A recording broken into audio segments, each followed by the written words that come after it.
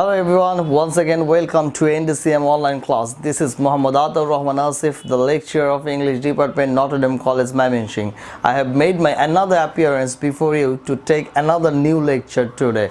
So guys, how is life sailing? I think everything is going fine and nice and you are staying home safely with your family members.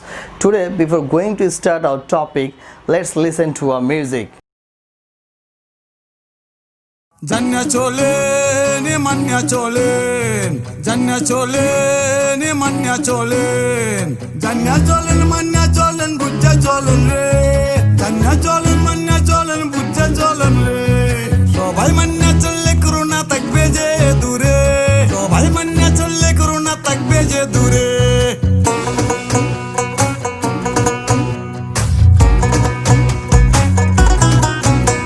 Shaban bhani diya হাত দুইবার নিয়মিত 20 second সময় নিয়ে হাজে ধুয়ে নিব নিয়ম মেনে চলবো সবাই রাখবো কথা মনে চোখে নাকে মুখে হাত দেব না ও কারণে জান্না চলেন মান্না চলেন বুঝা চলেন রে জান্না চলেন মান্না চলেন বুঝা চলেন রে. So guys, we have just listened to a beautiful music about corona and we all know that this type of music can relieve us from pain.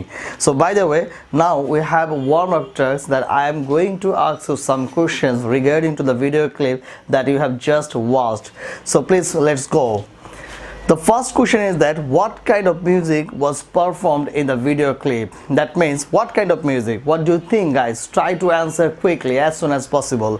What type of music was performed in the video clip?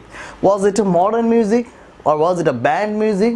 Or was it a classical music? Yes, absolutely, you're right. This is folk music because you know that there is no rules and regulation of the music that we just sing. And the next one, what was the singer doing? What was the singer doing? Was the singer only singing? No, never. Was the singer only dancing? No, he was singing and also dancing. Was the singer only tuning? No, he was singing, he was dancing, and he was also tuning. And that's why the answer should be all of the above. That means the singer was singing, the singer was dancing, the singer was tuning. And the next question is that what kind of musical rules did the singer follow? So guys, what do you think? What kind of musical rules the singers followed? No, actually he didn't follow any kind of rules and regulation to sing the song. So the correct answer should be no musical rules. The next question, what do you think about the singer? What do you think, guys? Is he a highly educated person? What do you think? It looks like, does it look like that he is a highly educated person? No, it doesn't look like that he is a highly educated person. And the next one, a learned musician. That means a learned musician means that he has completed his graduation on music from Dhaka University or other university, but it doesn't look like so actually. In number 3, is he a classical singer? No, it doesn't look like that he is a classical singer. It looks like that he is a rural semi-literate person. That means he is a pastoral person, villageal person. So the correct answer should be rural semi-literate person. The last question for you, last tricky question, what was the language of the song? What was the language? What do you think? Was the language about standard Bangla? What do you think? Was the song composed within standard Bangla? No, never. Actually, the song was composed within local dialect, that means local language. If you follow the video clips, you can find out some local dialect. For example, he used Jaina Cholen, Maina Cholen. He didn't use Jene Cholen but Mene Cholen. He used this sort of local language with his own expressions. So that's why the correct answer should be local dialect. So guys, I believe that you have already understood that which topic today I am going to discuss. Yes, this is folk music taken from Unit 13, Lesson 2. If you have your book one in front of you, you can follow the page number 177. Otherwise, no need to follow the books. Just try to follow my lecture and just try to follow the video clips. So why is this passage more important? Why should we focus this passage? Why should we focus more and more on this passage?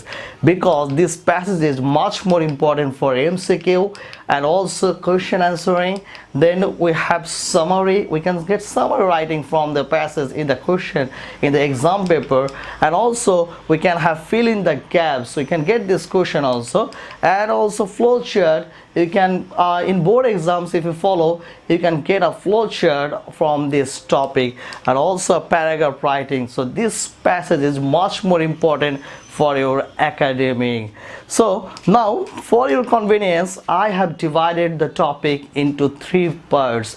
Part A, I will go through the textbook where I will elaborate the definition of folk music, and then I will show you some examples of folk music regarding to the regions of Bangladesh, and I will discuss the characteristics of folk music in reference with the textbook, and obviously I will give you some common vocabulary and open-ended question. In part 2, we will have grammar analysis in reference with the textbook, where we will have relative clause, relative pronoun and its antecedent, and then we should discuss verbs in passive forms. That means how the verbs are used in passive forms in a sentence, and obviously we will look for some noun adjectives. Obviously that will be taken from the textbook.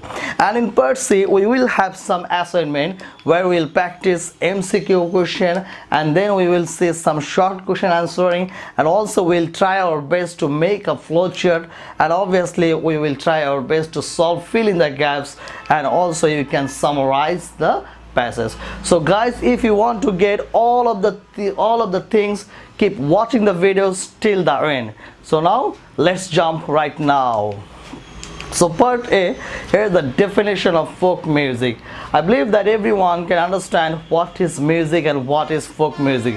But today I will discuss everything in reference to the textbook. That means what the textbook deals with the folk music.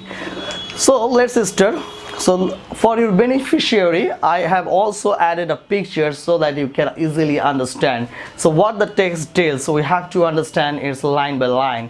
So the text deals mainly folk music consists of songs and music of community. Consists of, that means comprises, is made of. Folk music comprises songs and musics. Which songs but which musics? That means of community. Community means a group of people. For example, the people of Kashia, they are in a community. Community means a group of people where the people have individual culture, individual thought, and where the people have separated expressions they usually express.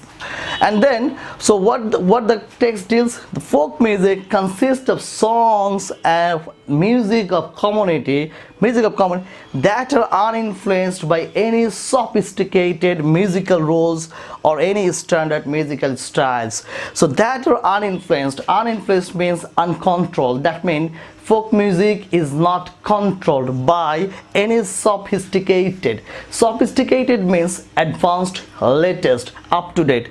That means folk music is never influenced. Folk music is never controlled by any kind of modern musical rules or standard musical styles, any kind of. That means it is totally free. It always follows own culture. It always follows own tradition. It never follows any kind of rules and regulation of classical music or modern music. In the next line, Bangladesh has a heritage. Heritage means tradition, culture. Bangladesh has a heritage of rich folk music, which includes both religious and secular songs. Secular means there is no priority to any single religion. That means every religion is same. There actually we can see much more priority to men.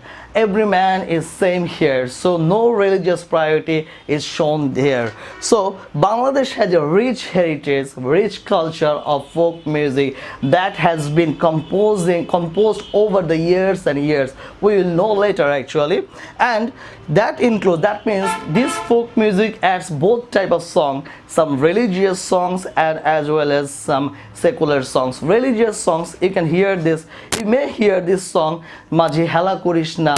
This type of song you may hear, and also in secular song you may hear that Jat Galore, Jat Galore. So this sort of songs you may hear. If you don't listen to this sort of songs, please go to YouTube and search and try to listen this sort of music. They are really interesting and appealing. So now I want to repeat some vocabulary. Okay, dear students, now I want to repeat the words, common vocabularies for your beneficiary and convenience, so you can easily write them down on your script. So please, I want to repeat it once again. Try to be attentive. Consist of, that means comprise, the synonym, because you know that this sort of questions may easily come in our exam. And next one, community. What I told you, community means a group of people, that means a society. And then sophisticated. Sophisticated means advanced, latest thing, sophisticated, that means advanced or latest. And the next one, heritage, that means tradition. And the last one, secular, that means having no religious favor. You can use another synonym, mundane, another synonym actually. An open-ended question you can easily get from this topic, from these two lines. And the question is that, what does folk music consist of? And we all know that folk music consists of songs and music of a community that are uninfluenced by any kind of sophisticated musical rules or standard music styles. So here you have to notice one thing, where the question is created with does verb, does auxiliary verb. When you answer, you have to use singular verb. That means the correct answer should be folk music consists of, because we find out a lot of students making this sort of mistakes. They can't use proper form of verb. So please try to follow this sort of rules. Okay, one day, if I get another time, if I get opportunity in another time, I will discuss this actually. So now in the next, another definition that the textbook actually discusses, that the textbook shows us. So let's read out.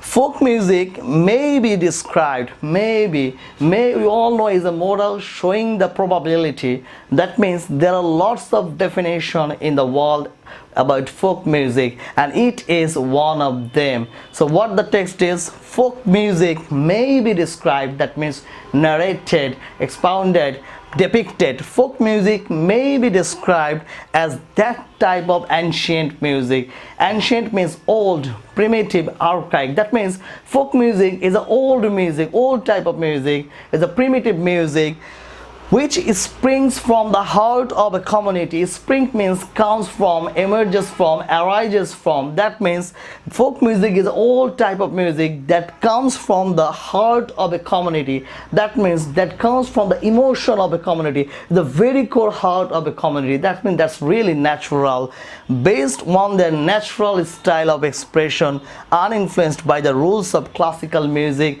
and modern popular songs. So very similar things we have just noticed. So what the text is, that folk music is an old type of music that comes from the very core heart of the community and is totally dependent on the natural expression. For example, the people of hill tracks, when they sing folk songs, they never follow other expressions, they never follow standard Bangla, they follow only their own language, only their own expression. And that is the thing actually we have got here. And also another thing that is uninfluenced by, that we have already discussed, that folk music is never influenced by the rules of classical and modern music. You know that if you want to sing classical or modern music, and then you have to learn a lot of rules and regulations, but according to folk music, these sort of rules and regulations are totally absent. So now once again I want to repeat some vocabulary for your convenience, and these are first of all described, that should be narrated, that can be replaced by narrate. So very careful, you should be very careful. Ancient, that means primitive, and you can use old, you can use archaic. And then the next one is spring, that means come from or arise or emerge. And then natural means spontaneous, that comes automatically. Please try to understand how to pronounce the words correctly, because most of the students make mistake by pronouncing the word natural. It shouldn't be pronounced like natural, it should be uttered like natural. And we have open-ended question: what do you mean by folk music according to the text? I believe that once again, please go back to the topic and go back to the definition and try to write down the answers according to your own method, according to your own criteria. So in the next one, now I will show how the music is created. How? Here we can easily see that music is created by the combination of tune, voice and dance. So once again, please try to look at how music is created. Music is created by the tune, combination of tune, voice and dance. Textbook also does very similar things. So the textbook tells us any mode or form created by the combination of tune, voice and dance may be described as music. That I told you. So very similarly, folk music is also created by the combination of folk tune, folk song and folk dance. So the text also tells us very similar thing. The combination of folk tune, folk song and folk dance may be described as folk music. And for your better understanding, the textbook also gives us another example. Baul songs are a combination of tune, music and dance. Before starting our lecture, we have watched a video where we saw a Baul singer sings a song, and where he actually makes a combination of tune and also music and also dance. So these are the things about folk music. Let's move to some examples of folk music belonging to the different regions of Bangladesh. The first of all, you can look at here, we see Baul and spiritual song that is originated from Birbhum, the place of West Bengal, and Kushtia. And then also you can look at Jarigan, that is also originated from Dhaka, Mymensingh, Sylhet, Faridpur and Murshidabad, the place of West Bengal. And the next one, Gambhira, is a beautiful type of song actually. If you feel blue, you can listen to this sort of music, and this sort of music is one kind of comic that can make you happy. And Gambhira, that is originated from Rajshahi and Malda, and wedding songs, all regions. You may hear this sort of songs. Whenever I was a child, I used to hear this sort of songs in any wedding ceremony. For example, Lila Bali, you may hear. And then roof beating songs, and these songs are particularly sung in the northern regions of Bangladesh. Please, not regions, the correct pronunciation is region. And the last one is Vatiali, nearly all regions, but particularly the riverine area of Bangladesh. These songs are also very much beautiful. You can hear this. Now we will discuss the characteristics of folk music. What are the characteristics? Very similar things we are going to find out, and there is much more similarity to the definition of folk music too. So please be careful. The first characteristic of the folk music, it is composed by rural folk music basis of ancient rules transmitted orally. So what the text is, it is composed by rural folk music. Rural means pastoral, villageal. That means it is totally composed by rural. That means rural people compose this song. There is no link to the city people or urban people. And it is composed by rural folk on the basis of ancient rules. That means it's totally dependent on the old musical styles, and it is transmitted orally, that means verbally. It's transmitted orally, that means verbally and vocally. It doesn't mean that you can find out the wealth or research of folk music in written version, because it has been transmitted over the years orally, verbally, from man to man, and today it's also transmitted verbally or vocally. In the next characteristic is that these ancient rules of music have not been influenced by classical or modern music. We have discussed earlier that this sort of ancient rules of music, that means this type of old musical rules has never been influenced by classical or modern music. That means classical or modern music has no impact on these ancient rules of music. And number 3, Folk songs may be sung in groups or individuals. It's very easy to understand. You may understand that if you can sing folk songs in a group or individually separately, it's totally up to you. It's totally dependent on you. So in anywhere, in chorus you can sing folk music, or in individual you can sing folk music. Number 4, no regular practice is required for folk music. You know that to sing classical song or band song, you have to practice hard, you have to practice every day, you have to buckle down. But according to folk music, no regular practice is required. That means without practicing regularly, just getting the emotional thing, you can easily sing folk music. And number 5, it is composed and performed by literate or semi-literate people. That means any kind of people, it doesn't matter whether he is educated or whether he is not educated, he can easily compose these types of songs. That doesn't matter. And number 6, it is a spontaneous expression. Spontaneous means natural, that comes automatically. Spontaneous expression that is always performed. Look at this. It is a spontaneous expression in easy language, local dialect and simple tune. That means it is a clear expression. It is the expression that comes automatically, and it is composed in easy language, very easy language, and also in local dialect, that means local language. When the singers sing these sort of songs, they use their own local language. They don't worry about other language, because only by using their own language they can express their expressions. So number 7, both words and tune are appealing. Both words and tune are appealing. Yes, that's really true. Though they use local dialect, despite that, their words and the tunes that they use are really appealing, really attractive. Appealing means charming or attractive. So the words they use are really appealing and charming and attractive. So number 8, despite its universal appeal, it uses local dialect. Yes, that's true. And all over the world we may find out that folk music has gained much more popularity. But despite that, the singers of folk music are not worried about this. Despite its universal popularity, it uses local language, local dialect. And number 9, it depends upon nature and the rural environment. Please, my dear students, try to follow me. It should be pronounced like nature, not nature or not nature. So students may make this sort of mistakes. So please try to pronounce like me, nature. It likes station, not station. It's like able, not able or able. So correct pronunciation is nature. Okay, by the way, let's back. It depends upon nature and rural environment. Yes, folk music has a great link to the nature and rural pastoral environment. There is no business with the city or urban life. So it totally depends upon the nature and rural environment. Number 10, it is an explicit manifestation of the joys and sorrows of daily life. Explicit means clear or open. That means the opposite of inner expression, the opposite of implicit.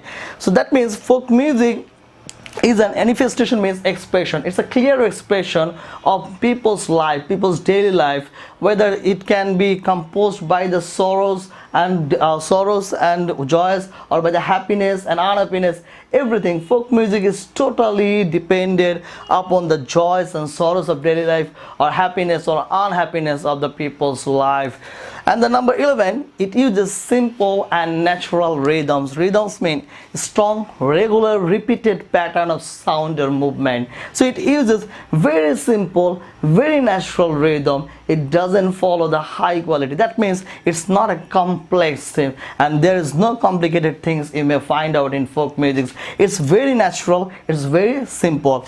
And the last one, it contains a strong emotive expression of human love and separation. That means it depicts the inner picture of people, inner thoughts of people, inner picture of people's thought and people's expression, people's emotion. So folk music always depicts the picture of people's inner expression, and that's why it is called, it contains a strong emotive expression of human love and separation. So these are the characteristics of folk music. I believe that you may understand every sort of things. Now let's move to grammar analysis. So in grammar analysis, at first I want to discuss relative clause, relative pronoun and its antecedent. So as our time is limited and time is short, I don't discuss elaborately these sort of things, but for your convenience I want to remind it once again that I have taken a long and important lecture on relative clause, and you know that where I tried my utmost to give most of the information about relative clause by classifying, defining and non-defining relative clause. So if you have any type of confusion regarding to relative clause, please go back to this lecture and check these sort of things. So despite that, I want to say some sort of things. What is relative clause? So you all know that relative clause always mostly acts as adjective clause that describes or defines or that gives some extra more information about a noun phrase or a situation. Okay guys, we can show our example, we can see our example and then actually we can discuss. So here is an example. Look at the line. Actually, folk music consists of songs and music of a community that is or are uninfluenced by any sophisticated musical rules and standard styles. So this line has been taken from your textbook, you know. So here the underlined clause is relative clause because this underlined clause refers to this phrase, songs and music of a community. That means this antecedent. So guys, can you tell me what is the relative pronoun here? Yes, you're right. Here the relative pronoun is that, and that refers to songs and music of a community. When the relative pronoun refers a noun or pronoun or a phrase, that time it is called an antecedent. That means songs and music of a community is an antecedent. So what do you see? Here we easily see that refers to songs and music of a community. So the antecedent of that is songs and music of a community. And then now the question is that what will be the verb? Will the verb be is or are? So remind it, after relative pronoun the verb always follow the antecedent. After relative pronoun the verbs always follow the antecedent. So what will be the correct verb? This should be dependent on the antecedent. So there is some tricky things, please follow. So the antecedent is that songs and music of a community. But look at the antecedent, look at the phrase. Here in the phrase you can divide it by a preposition of. When two subjects are divided by a preposition special like of, then the verb should be followed by the first one. The first one is songs and music, and this refer to plural noun, and that's why the verb should be plural form, and that will be songs and music of a community are. So correct answer should be are. So please guys, another example we can easily see.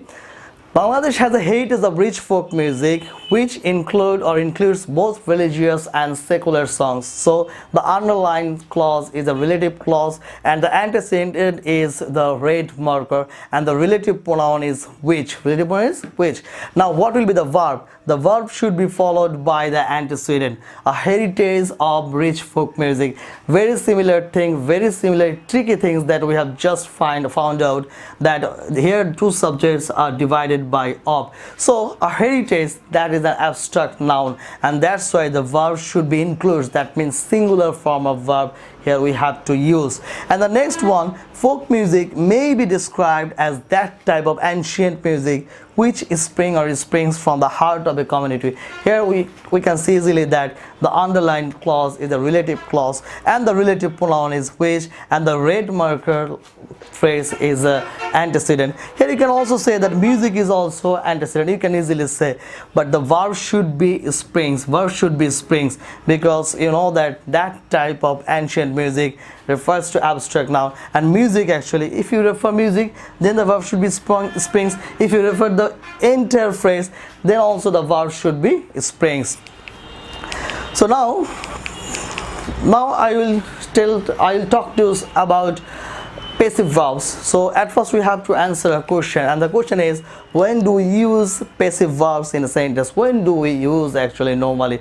The answer should be when the subject of a sentence doesn't carry out the action, we have to use passive verbs in we have to use the verbs in passive forms. That means when the subject has no ability to complete the action, then we have to use the verbs in passive forms. That means if the subject has no ability to do the work or complete the work, for example, football is played, that means football has no ability, no capability to play or to complete the playing, and that's why we have to use the verbs in passive forms.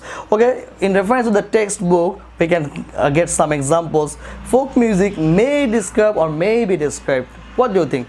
We all know that folk music is a subject here, and it has no ability to describe something, and it has no capability, and that's why it is being accomplished by another subject, by another thing. So folk music has no ability to describe, and that's why we have to use the verbs in passive form. And here the correct answer should be folk music may be described. And then these ancient rules of music have not been influenced or have not influenced. We all know that these old rules of music has no capability to influence other. It is being influenced or it has been influenced.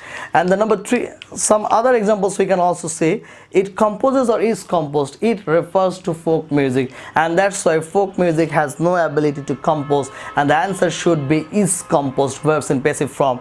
And no regular practice, yes, no regular practice has no ability to practice, has no ability to complete this job, and that's why the answer should be no regular practice is required. And the last one, folk songs may sung or may be sung. We all know that their folk music has no capability to sing songs, and that's why it should be the correct answer should be folk songs may be sung.